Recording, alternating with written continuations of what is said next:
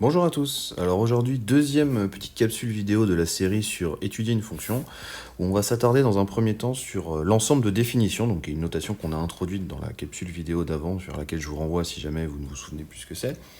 Donc on va regarder les différentes façons qu'on a pour trouver un ensemble de définitions, pour le déterminer par le calcul, et on verra notamment à quoi ça sert pour tester l'appartenance d'un point à une courbe d'une fonction.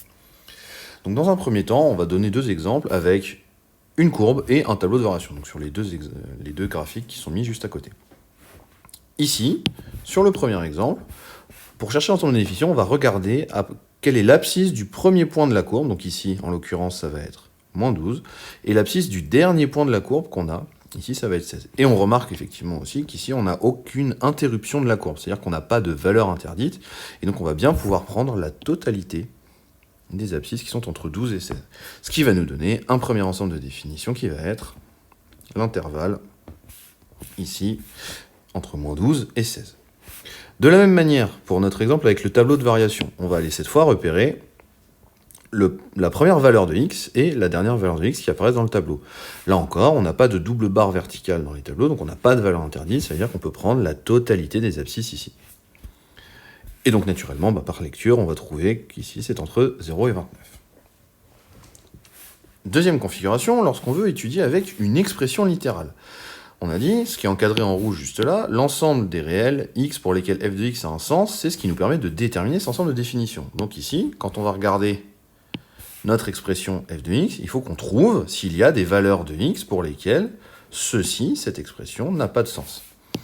Alors, si vous commencez à avoir un peu de dextérité avec les équations quotients, vous devez reconnaître que comme justement ici on a une fraction, on va chercher s'il y a des valeurs interdites. Ici, il va y en avoir, puisque notre dénominateur est un produit.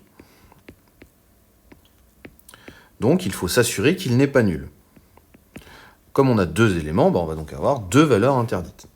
La première va nous dire qu'il faut que x-1 soit non nul, et la deuxième va nous dire qu'il faut que 3x plus 2 soit non nul. Ce qui signifie qu'il faut avoir d'une part x différent de 1 et x différent de, ici, moins 2 tiers. Conclusion, l'ensemble de définitions de la fonction f qu'on a ici, eh bien ça va être l'ensemble de tous les réels auxquels on retire les valeurs interdites, c'est-à-dire moins 2 tiers et 1. Voilà. Donc par exemple, ça on pourra remarquer que c'est une fonction où, sur la courbe représentative, on va voir que quand on arrive à l'abscisse moins 2 tiers et l'abscisse 1, je vous laisse tracer la courbe pour regarder ce qui se passe, vous devriez normalement observer quelque chose d'assez particulier. Alors, troisième petite chose à aborder, c'est l'appartenance d'un point à une courbe représentative de fonction.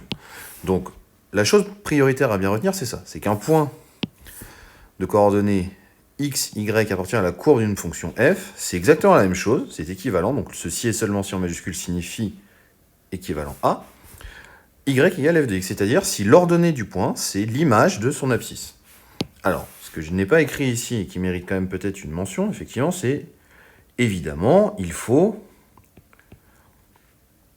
que l'ensemble x appartienne, que l'élément x appartienne à l'ensemble de définitions df, bien évidemment. Parce que sinon, si x n'est pas dans l'ensemble de définitions, l'objet f de x ne peut pas exister dans le sens où x lui-même n'est pas dans le bon ensemble.